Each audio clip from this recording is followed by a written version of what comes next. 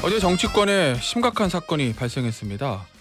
새해 맞이해서 부산을 방문 중이던 이재명 더불어민주당 대표 괴한에게 흉기로 목 부위를 공격당해서 쓰러졌고요. 현재 서울대병원에서 수술을 하고 중환자실에서 회복 중이라고 합니다. 다행히 생명에 지장이 있는 상태는 아닌데 여야 모두 새해 정치 테러로 충격에 휩싸인 모습이죠. 이재명 대표와 아주 절친한 사이이신 더불어민주당 정성호 의원입니다. 안녕하세요. 네, 안녕하십니까. 의원님 놀라셨죠? 진짜 놀란 정도가 아니라 가슴이 척컥 내려앉더라고요. 예. 어떻게 이런 일이 일어나는가. 예. 순간 제가 머리를 망치로 맞은 듯한 예. 그런 느낌을 받았습니다. 정말 일어나서는 안 되는 일이죠. 네.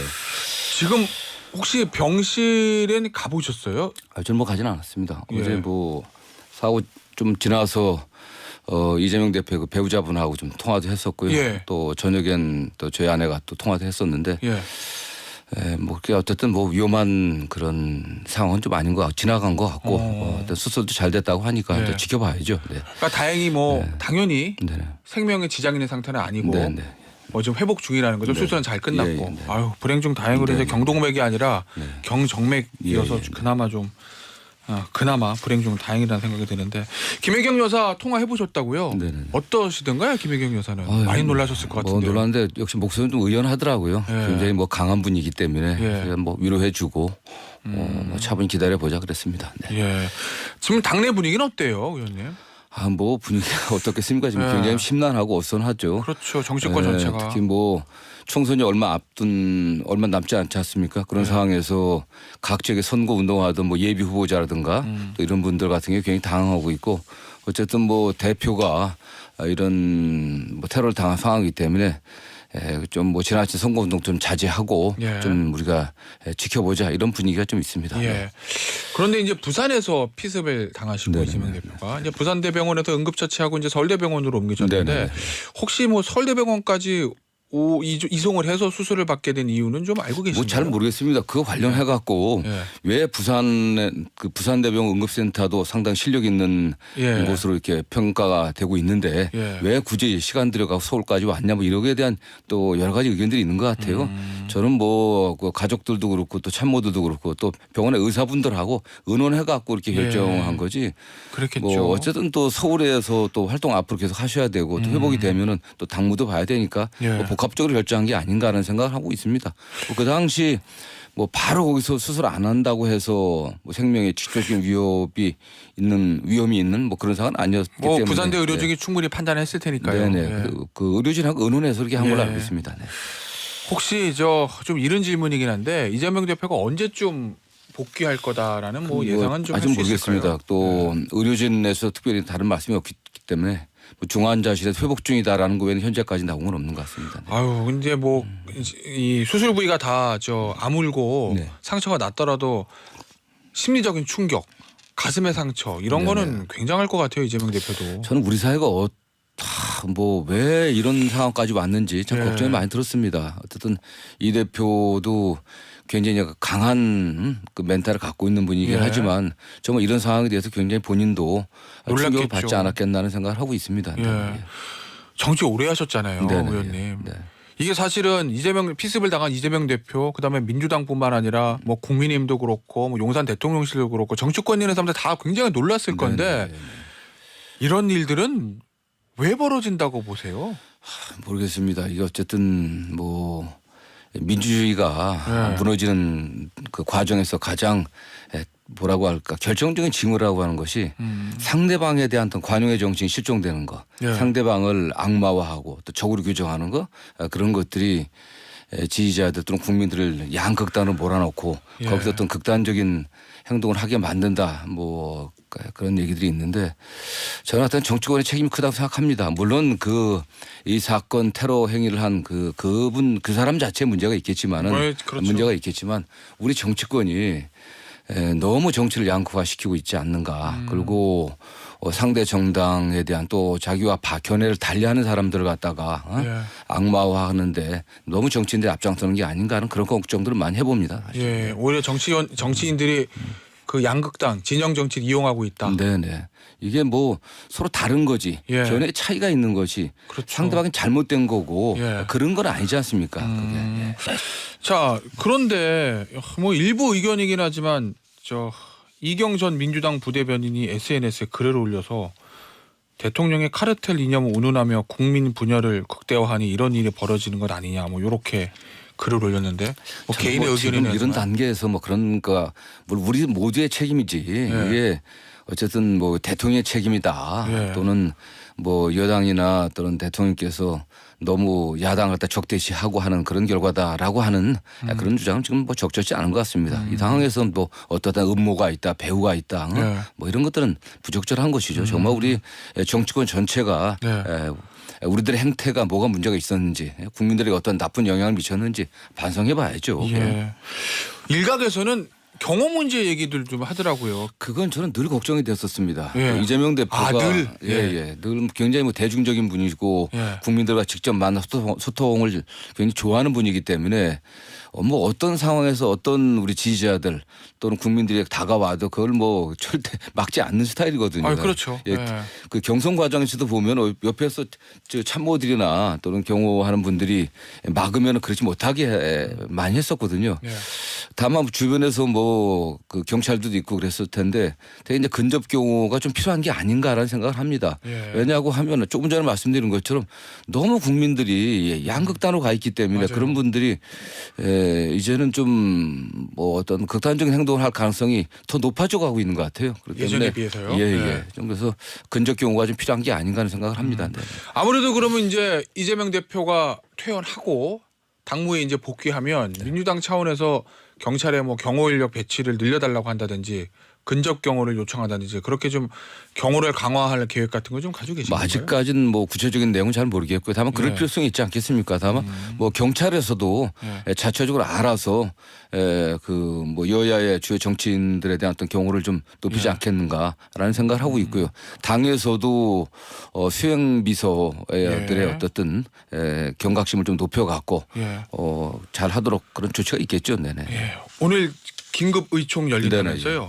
오늘 의총에서는 어떤 주제를 가지고 논의를 하게 되는 겁니까? 일단 뭐 이번 사건이 어떤 경위로 발생했고 현재 대표의 상태가 어떤지 이런 것에 대한 보고가 있을 것으로 보고 있고요. 뭐 좀 더 나간다고 하면 뭐 최근에 그 총선 관련된 당무가 어떻게 진행되고 있는지 이런 것에 대한 보고도 있지 않을까 하는 생각을 해봅니다. 일단 뭐 보니까 어제 홍익표 원내대표도 그 무분별한 이야기를 하지 말라라고 일종의 이제 의원들에게 입단속을 시키는 것 같은데 이게 이제 사실은 정치적인 논란으로 번지는 거를 조금 경계하는 거겠죠? 뭐 이런 상황을 갖고 정치적 유불리를 따져가면서 발언하는 것은 매우 안 좋은 겁니다. 여야 막론하고요. 그렇습니다. 저는 그래서 이건 사건대로 보고 또 경찰과 검찰에서 엄정하게 수사를 하겠다고 하니까 이 범인이 어떠한 과정과 경위를 거쳐 이 사건을 벌였는지 좀 잘 수사를 하고요. 그 결과를 기다려보고 여야 정치권이 서로 상대방 탓하고 하는 것들은 좀 안 했으면 좋겠습니다. 그런 것들이 이런 게 문제되는 거 아니겠습니까? 자 그런데요. 뭐 사건이 이렇게 됐으니까 일단 제일 중요한 건 이재명 대표의 건강인데 그래도 수술 잘 끝나고 회복 중이다. 건강에 아주 큰 문제가 있는 건 아니다라서 다행인데 이제 결국은 누가 왜 이런 일을 벌였는가 이거 중요하잖아요. 의원님. 오늘 아침 중앙일보 보도 보니까 경찰의 측에서 나오는 얘기는 지금 민주당원이고 과거에 국민의힘에도 가입한 적이 있다고 그 사람이 했다라는 얘기 있었고 그다음에 그 사람이 살고 있다는 아산의 주변 분들 얘기가 민주당원으로 알고 있다. 뭐 아직 공식적으로 확인한 건 아닙니다. 그런 얘기들이 보도되던데 이건 저희가 어떻게 봐야 돼요? 그게 그분이 민주당원이었는지 아닌지 과거에 뭐 국민의힘 당원인지 아니었는지 그게 중요한 문제인가를 생각을 해봅니다. 사실은. 그게 뭐 어떤 정책 성향을 가졌는지를 아직 잘 모르니까 뭐 추측하기는 좀 이르다고 보고 있고요.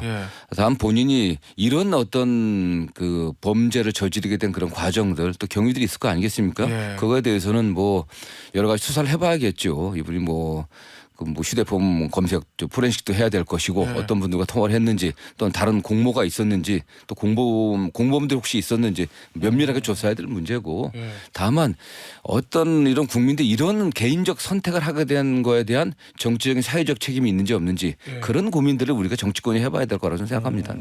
근데 이제 하나 걱정되는 부분이 뭐 아시겠지만 지금 이재명 대표를 둘러싸고 당내에서 갈등이 좀 있는 상황에서 만약에 이재명 대표를 피습한 사람이 민주당원이라고 하면 그러면은 이게 이제 이재명 대표를 지지하는 강성 당원들 소위 말하는 개딸이라고 부르는 당원들 입장에서 보면 이거 야 어떻게까지 상황이 이렇게까지 왔지 하고 굉장히 좀 분노할 수도 있는 지점인 것 같아서 그래서 제가 좀 그런 부분들을 우리가 어쨌든 공격하고 문제하는 것 자체가 별로 안 좋아 보이고요. 예. 민주당원이라고 하더라도 뭐 또 자기네 어떤 그런 결정을 하게 되는 개인적인 계기도 있는 거 아니겠습니까? 예. 그것이 뭐 당내에 또 특정한 또 세력들과 연관됐다 예. 이렇게 해석하는 건 정말 안 될 거라 좀 보고 있고요. 예. 네. 설사 민주당원이라도 하더라도 이재명 대표 지지자들이 그렇게까지 생각해서는 안 된다. 네네. 예. 알겠습니다. 이낙연 전 대표가 네네. 사실은 이번 주에 뭐 탈당하고 신당 창당을 공식화하겠다라는 네네. 이제 보도들이 있었는데 이렇게 되면은 이낙연 전 대표의 움직임은 조금 저 멈출 수밖에 없는 건가요? 어떻게 상황 어떻게 모르겠습니다. 보세요? 이 사건 예. 때문에 이낙연 대표가 갑자기 생각을 바꾸리라고 기대하기는 쉽지 않아 보이고요. 예. 다만 어떤 여론의 관심이 이 사건에 집중되고 또 이재명 대표의 건강에 관심이 집중되는 상황 아니겠습니까? 예. 그런 상황에서 어쨌든 민주당과 평생 함께 온 이낙연 대표가 예. 당을 떠난다고 하는 그런 모습들이 좋아 보이지 않겠죠. 뭐 그런 예. 고민들이 좀 있겠지만 뭐 개인적으로는 이낙연 대표가 좀 제고해 주셨으면 합니다. 어떤 평생을 민주당과 함께 온 분이신데 지금 단계에 와서 본인과 좀 견해가 다르다고 해갖고서 예. 당을 떠나는 것은 그분들과 함께 온 많은 분들 또 이낙연 대표를 지지하고 사랑했던 분들도 동의하지 않을 것으로 보고 있습니다. 네. 다만 정성호 의원이 보시기에는 이 이재명 대표의 피습 사건 때문에 일정이 좀 밀릴 수는 있겠지만 전반적으로 큰 흐름이 바뀔 것 같지는 않다 이런 생각 가지고 계신 거예요. 그렇게 뭐 생각하기 쉽지 않아 보이고요. 예. 그러나 제 바람은 바람은 이낙연 대표가 정말 당과 함께했으면 좋겠다는 생각입니다. 자 그런데 안민석 의원이 아마 어제 이런 얘기를 좀 하신 것 같아요. 피습당한 이재명 대표를 이낙연 전 대표 측에서 공격할 수는 없을 거고 그러면 이낙연 신당도 멈출 수밖에 없다. 뭐 이렇게 추측하던데. 제가 말씀드린 것처럼 이런 걸 갖고서 뭐 정치적으로 어쨌든 해석을 하고 예. 또 이낙연 대표가 신당을 추진하는 것에 어떤 영향을 미치냐 안 미치냐 이런 분석 자체가 좀 바람직하지 않다고 보고 있습니다. 다만 이낙연 대표가 어쨌든 이낙연 대표도 민주당과 함께 온 분으로서 그런 걱정이 돼 갖고서 민주당이 이대로는 안 된다는 그런 생각 때문인데 당 밖에서 말씀하실 게 아니라 당 안에서 고치려고 하고 있고 다수 당원들의 뜻이 무엇인지 그분을 지지하는 분들 다수가 어떤 생각을 갖는지 이런 걸 모아 갖고 좀 고민해 주시길 좀 부탁드리고 싶습니다. 네. 알겠습니다. 자 그런데 의원님 일단 이낙연 전 대표는요. 네네. 탈당해서 신당을 차리겠다고 공언한 상태고 네네네. 이재명 대표하고 저 만남도 사실은 성과 없이 끝났거든요. 네네. 이낙연 전 대표 입장에서는 회군을 하기 위해서 뭔가 명분이 있어야 될 텐데 네. 혹시 이재명 대표 측에서 뭐 작은 명분이라도 이낙연 전 대표에게 줄 가능성은 전혀 없는 건가요? 모르겠습니다. 꼭 통합비대위 받아들이고 대표직 사퇴가 아니더라도. 저는 지금까지 이낙연 대표가 당대표 통합비대라는 것이 대표직 사퇴가 전제되는 거 아니겠습니까? 그렇죠. 그런데 그렇게 전제 조건을 달지 마시고 네. 정말 민주당을 위해서 우리가 어떻게 힘을 합칠 것인지 그냥 그렇게 대화를 나눴으면 좋겠어요. 지금 현재 상황에서 대한민국이 어떤 처지에 있는지 어떤 위기에 있는지 이걸 같이 논의해보고 그 위기를 돌파하기 위해서 민주당이 어떤 역할을 해야 되는지 이런 걸 허심탄회하게 이야기하면서 어쨌든 공통점을 찾아가야지 통합비대위 당직 또 당대표 사퇴 이걸 먼저 말씀하시니까 얘기 진척이 없는 것 같아요. 그런데 이낙연 전 대표는 당대표 사퇴를 요구하는 거고 네네. 이재명 대표는 절대 사퇴할 수 없다라는 거고 그러면 이제 제가 이제 궁금한 건 중간에 어느 정도 중재안 정도 양쪽에 하나씩 양보해서 그래서 그거를 이재명 대표가 이낙연 전 대표에게 제시하고 이낙연 전 대표를 잡을 수는 없냐는 거죠. 저는 왜 없겠습니까? 정치가 우리가 어떻게 보면 상상력의 예술 아니겠습니까? 그렇다고 하면은 뭐 두 분이 그런 전제 조건 없이 만난다 하면 충분히 공통점을 찾을 수 있다고 저는 늘 생각합니다. 제가 뭐 일관 전 정치하면서 늘 대화 타협하면은 하지 못할 일이 없다고 생각하는 게 저의 개인적인 소신인데 전 두 분도 그렇습니다. 특히 이낙연 대표가 이 단계에서 다시 한번 재고해 갖고 당을 위해서가 아니라 우리 나라를 위해서 우리 둘이 어떻게 하는 게 좋은 것인지 그리고 그게 가장 중요한 건 다수 당원들 다수의 국민들의 뜻이 무엇인지 거기에 따라가는 거 아니겠습니까? 네. 그러니까 정성호 의원처럼 생각하시고 이렇게 일이 잘 되면 좋을 텐데 그날 만났을 때 후일담 같은 것들을 기사를 통해서 보면 이낙연 전 대표 측에서 이재명 대표가 뭔가 중재안을 제시하지 않겠느냐라고 기대도 있었는데 전혀 제시하는 게 없어서 오히려 당황했다 뭐 이런 보도들이 있더라고요. 저는 그 정치에 있어서 네. 너 상대방이 당신이 이렇게 안 했기 때문에 내가 이렇게 했다. 그런 건 바람직하지 않은 것 같아요. 그게. 저는 이낙연 대표도 정치 오래 하신 분 아니겠습니까? 네. 혹시 네. 정성호 의원이 전권을 가지고 계시다면 네네. 이낙연 전 대표 쪽에서 이낙연 전 대표 측이 어떤 제안을 하고 뭐 붙잡겠습니까? 가정적인 상황이니까요. 아 그래도 정치적 상상력을 뭐 뭐 발휘해 지금 볼 수 어쨌든 있잖아요. 선거가 남아 있는 거 아니겠습니까? 가장 중요한 게 예. 민주당의 혁신과 통합인데 예. 혁신을 위해서는 새로운 인재를 영입해야 되는 것이고 그 예. 과정에 힘을 합치고 서로 추천하게 되고 예. 그다음에 통합이라고 하게 되면은 역시 혁신과 통합이 동전의 앞뒷면이지만 어떻게 적절하게 역할들을 배분할 것인지 함께 갈 수 있는 그런 공간들을 만들어 줄 것인지 뭐 충분히 얘기 가능하다고 저는 생각합니다. 네. 어떤 방법이 있을까요? 혁신과 통합을 둘 다 이루기 위해서는. 뭐 두 분이 같이 하시는 거죠. 만나갖고. 아 그래요? 네. 네네. 아 그러니까 뭐 똑같은 얘기일 수도 있겠지만 이낙연 전 대표를 못 나가게 하려면 그냥 나가지 마세요. 나가지 마세요. 뿐만 아니라 뭔가 그게 명분. 당대표가 당대표 자리를 내려놓고 네. 다른 사람 앉혀놓고서 그게 되겠습니까? 저는 당이 계셔갖고서 당이 지금 상임 고문이기 때문에 충분히 어떤 의사소통의 채널을 만들어 갖고 뭐 긴밀하게 대화할 수 있는 공간은 좀 많이 있다고 생각합니다. 예. 예. 왜 안 되겠습니까 그게? 혹시요. 네. 뭐 일부 언론에 보도된 거긴 한데 뭐 통합선대위 선대위원장 공동선대위원장 네. 그 부분은 뭐 이낙연 전 대표 쪽에서 거절했다는 거 갖고 네. 보도를 보면 공간이 구성에 있어서 뭐 소위 말하는 친명계하고 비명계가 뭐 동일하게 공관위를 구성하는 안 뭐 이런 것들이 언론에 보도되던데 현실성 있는 얘기입니까? 지금 그런 어쨌든 공관위원장이 임명되지 않았습니까? 예. 이명박 교수님 같은 분들은 굉장히 뭐 유명한 정치학자고 네. 엄정하고 공정하게 할 것으로 좀 보이고 있습니다. 그럼 같이 의논해갖고 뭐 불가능한 건 아니지 않겠습니까? 뭐 그런 문제에 대해서 허심탄회하게 그런 문제에 대해서 얘기한다면 저는 뭐 접점이 찾을 수 있다고 보고 있습니다. 그럼 다시 한번 네. 이재명 대표와 만남의 장을 가져라 뭐 이런 말씀이신 거죠? 저는 이낙연 대표께서 예. 한 뭐 그 신당 창당 좀 유보하시고 예. 다시 대화를 했으면 좋겠습니다. 저는 혹시 개인적인 생각은. 네. 혹시 지금 제가 갑자기 든 생각인데 네네. 의원들이 이제 이재명 대표가 조금 건강이 괜찮아지만 많이 병문안을 좀 가실 거 아니에요. 네네. 이낙연 전 대표가 이재명 대표를 병문안차 방문해서 그 안에서 뭔가 대화가 이루어지고 통합이 이루어지고 이럴 가능성도 좀 있습니까? 모르겠습니다. 뭐 우리가 저 예측하기 쉽지 않은 상황인데 예. 뭐 그랬으면 좋겠습니다. 전요. 이낙연 전 대표가 문병 안 올 거로 보세요? 그래도 뭐 이낙연 대표님 정치 오래 하신 분인데 예. 뭐 이게 내가 좋아하고 나빠하고 하는 그런 문제는 아니지 않습니까? 뭐 예. 여당에서도 한동훈 비대위원장 같은 경우도 표를 빈다고 얘기를 하고 있고 예. 뭐 했는데 같은 당에 있었던 분인데 병문안은 가는 거야. 그냥 인간적인 차원에서 충분히 가능한 얘기고요. 예. 뭐 정치적 해석은 굳이 하지 않더라도 뭐 좀 가능하다고 보고 있습니다. 네. 예, 알겠습니다. 자, 의원님도 많이 보도를 통해서 보셨을 건데 뭐 새해가 되니까 올해 총선도 있고 해서 신년 여론조사들이 많이 발표되거든요. 저희가 뭐 자세한 수치는 말씀드리지 않겠습니다만 일반적인 대체적인 여론조사 결과가 정권 지원론보다 정권 심판론이 훨씬 높은데 이게 정당 지지율로 들어가면 민주당 지지율과 국민의힘 지지율이 거의 뭐 대동소이해요. 이 괴리는 어디서 온다고 보세요? 저는 모르겠습니다. 그 정권에 대한 비판 여론이 반드시 야당에 대한 지지로 이어지지 않는 건 늘 과거에도 그랬던 것 같습니다. 아, 그래요? 예, 늘 그랬습니다. 그리고 아니 지금 근데 상식적으로 네. 나 정권이 너무 싫어. 윤석열 대통령이 싫고 정권을 심판해야 돼. 그럼 총선 어디 찍어야 되지? 그러면 이제 국민의힘이 아니라 민주당으로 가는 게 일반적인 것 같은데. 총선이 한 100일 정도 남아 있는 상황에서 예. 저는 총선을 뭐 한 달 이내 정도로 남아 있다고 하면 충분히 양쪽이 결집된다고 보고 있고요. 예. 어쨌든 선택을 한다고 하면은 양당 중에 하나 선택하지 않겠습니까? 예.